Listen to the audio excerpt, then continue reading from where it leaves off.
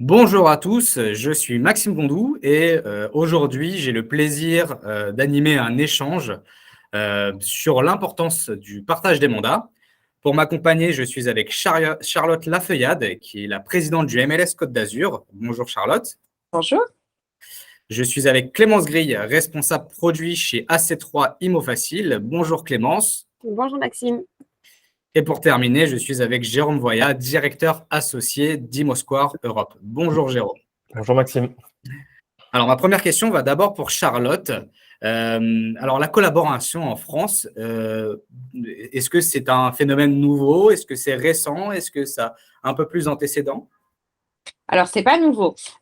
Pour vous donner une idée, le MLS Côte d'Azur existe depuis plus de 20 ans. Donc, ça fait quand même un petit moment que c'est déjà dans les mœurs. Mais avec tout ce qui se passe au niveau économique et les marchés actuels, il y a de plus en plus de demandes pour la collaboration et c'est de plus en plus dans la pratique de l'agent immobilier. D'accord. Donc, en quoi la collaboration est nécessaire aujourd'hui et quels sont aussi surtout les fondamentaux pour réussir une bonne collaboration? Alors, la collaboration, elle est nécessaire pour plusieurs raisons. La première raison, surtout dans les marchés actuels, on a très peu de mandats. On est sur une pénurie de mandats au niveau national. Donc, avoir des biens qu'on peut proposer à ses clients, c'est super important plutôt que ces 2 ou 3 mandats qu'on peut avoir actuellement.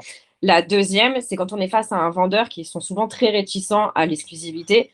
Leur proposer le mandat multidiffusé, c'est vraiment avoir gain de cause et leur montrer que ça regroupe tous les avantages des 2 mandats. Vous donnez à une seule agence, vous n'avez qu'un seul interlocuteur.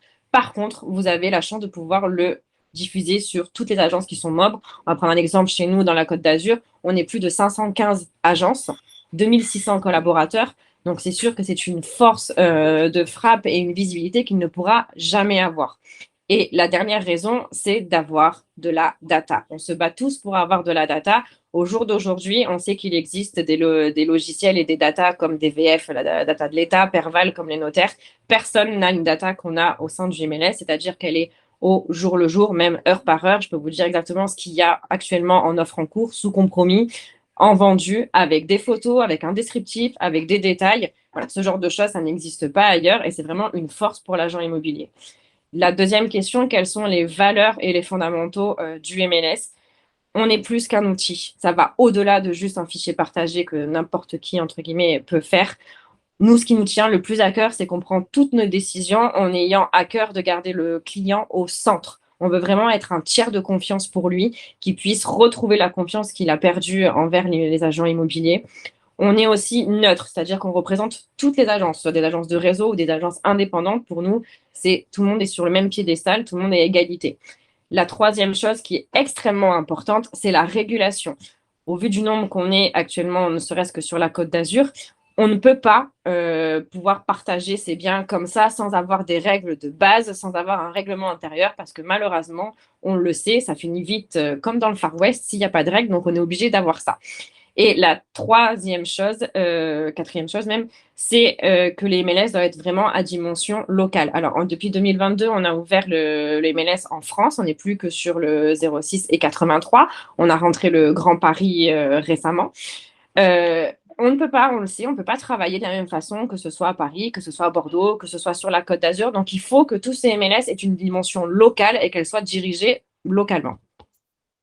Très bien. Donc, ça, vraiment, pour que une bonne collaboration existe, pour qu'il y ait aussi une architecture de toute cette data, de toutes ces données, il faut s'appuyer sur des outils technologiques. Et donc là, justement, je passe plutôt la parole à Jérôme Voya qui, justement, apporte un soutien au MLS France. Oui, voilà, donc comme vient de résumer Charlotte sur tous les fondamentaux, nous, le but, c'est avec Imosquare, donc c'est de travailler notre technologie donc, qui s'appelle MLS Connect, et donc c'est un logiciel qui va permettre vraiment de pouvoir collaborer.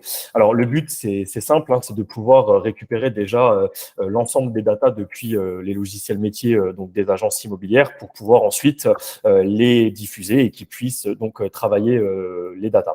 Ensuite, on va vraiment y ajouter une touche de collaboration, donc comme la disait Charlotte, on va devoir travailler, donc nous, ce qu'on appelle les connects, donc c'est tout ce qui est gestion des visites, ça va être demande d'informations, ça va être également l'édition de bons de visite, vraiment toute la partie métier, et on va également rajouter, nous, une couche de notification qui va permettre à l'agent immobilier de pouvoir travailler vraiment en temps réel sur la collaboration avec les autres agences. Ensuite, on va avoir vraiment des spécificités. Nous, on travaille avec le MLS Côte d'Azur, par exemple, sur des spécificités avec des modules, comme on a le module d'offres qui va permettre vraiment de gérer, comme l'a dit Charlotte, de savoir en temps réel s'il y a une offre ou pas sur un bien. Et ça, c'est assez exceptionnel parce que je pense aujourd'hui qu'on est les seuls à pouvoir gérer ce type de module. Et enfin, aussi, on va pouvoir fournir au MLS un back-office de gestion. C'est-à-dire que, outre le logiciel métier que chaque collaborateur va avoir, on va avoir aussi un back-office qui va permettre au MLS donc, de diffuser des informations, de travailler aussi, de regarder que tout se passe bien, donc aussi de gérer une régulation, comme le disait Charlotte, c'est très important de pouvoir réguler. Et pour réguler, il faut qu'on ait un back-office de gestion. Et ça, MLS Connect donc, est capable de le faire. Donc, on a vraiment un ensemble d'outils de collaboration. Et nous, notre sujet avec MLS Connect est vraiment de travailler la collaboration dans tous ces aspects. Donc là, on a vu justement sur un aspect technologique, on voit aussi que c'est très utile pour les différents MLS. Clémence, toi, justement, sur votre partie en termes d'éditeur de logiciels qui a ces 3 ImoFacile, c'était important justement de passer un partenariat et à la fois avec ImoSquare pour l'application MLS Connect et à la fois avec le MLS France? Oui, oui, la collaboration. Alors nous, on a vraiment à cœur d'apporter à nos utilisateurs des connexions avec des partenaires. Donc, on a notamment intégré le store en 2017 au sein du logiciel ImoFacile, donc qui permet de se brancher à différents partenaires. Et le MLS, c'était une évidence parce que donc nos agences utilisent aujourd'hui ImoFacile comme leur logiciel du quotidien, dans lequel elles rentrent toutes leurs data, toutes leurs données, leurs informations sur les biens. Et le MLS permet de partager ces mandats. Donc, nous, on propose vraiment à l'agence de ne pas avoir à ressaisir plusieurs fois ces données. Elle les saisit une fois dans son logiciel et ils sont donc automatiquement envoyés sur la plateforme MLS. Et il y a un deuxième niveau de connexion où l'agence reçoit également toutes les informations principales de l'activité du MLS sur son logiciel ImoFacile. On a créé l'année dernière ce qu'on appelle le journal d'activité qui est directement sur la page de connexion. Je vois les nouveaux biens, le nombre de biens et la liste des nouveaux biens qui ont été rentrés sur la plateforme, les biens pour lesquels il y a eu une offre et les derniers biens qui ont été vendus.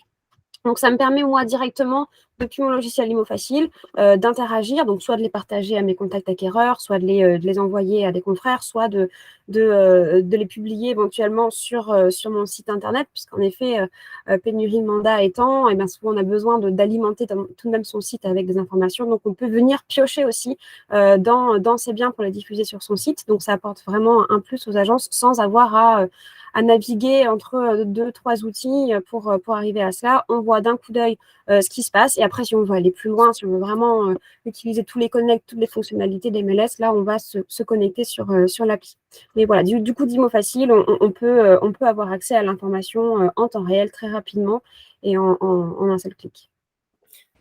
Pour ma dernière question, alors ça va être plutôt une question qui va être orientée et à la fois par Jérôme et à la fois pour Charlotte.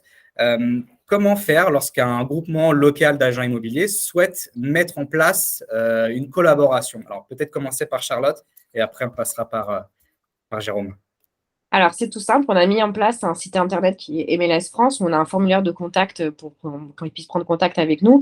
Une fois que le contact est établi et qu'on a vu avec eux les grandes lignes de la création de leur groupement, on leur met à disposition tout ce que nous, on a réussi à constituer depuis plus de 20 ans, c'est-à-dire tout notre règlement intérieur avec les règles, tout le système d'organisation, ne serait-ce que pour les commissions, puisqu'on a des commissions de conciliation, des commissions d'audit, des commissions de discipline qui sont liées à la régulation, tout ce qui est le système de s'organiser pour pouvoir fonctionner le MLS, tout le côté marketing.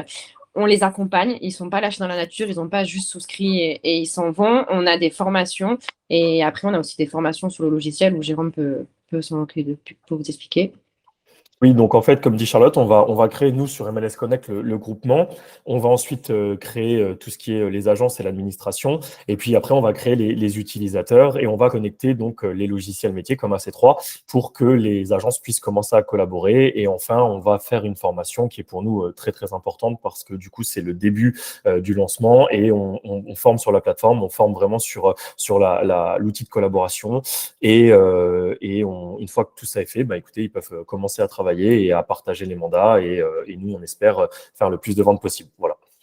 Et ils sont vraiment accompagnés tant d'un point de vue technique que d'un point de vue Voilà. organisation, marketing et tout ça. On leur met vraiment un pack, un gros pack à disposition. On travaille vraiment, nous, voilà, main dans la main avec MLS France pour que nos nouvelles agences, pardon, nos nouveaux groupements soient le plus accompagnés possible et qu'ils aient vraiment le plus d'aide possible pour se lancer.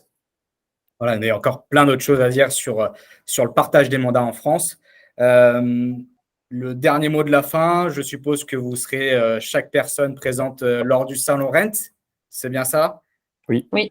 Est-ce que vous avez vos numéros de stand avec vous? Alors, AC3 sera au stand D2, pavillon 6, sur le Rent, et on pourra vous présenter et vous montrer comment se matérialise l'interconnexion sur l'IMO Facile avec le MLS.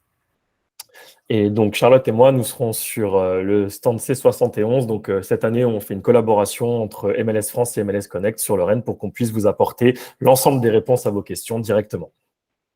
Merci beaucoup. Donc, du coup, soit au Salon Rent, soit du coup sur les différents sites Internet. Écoutez, merci beaucoup pour ce débat, cet échange autour du partage des mandats. Et puis, on vous souhaite une bonne journée. Merci, Merci Maxime. à toi, Maxime. Merci. Bonne journée à tous. Au revoir. Bah voilà. C'est mieux? C'est mieux? C'est mieux. Bien mieux. Ouais.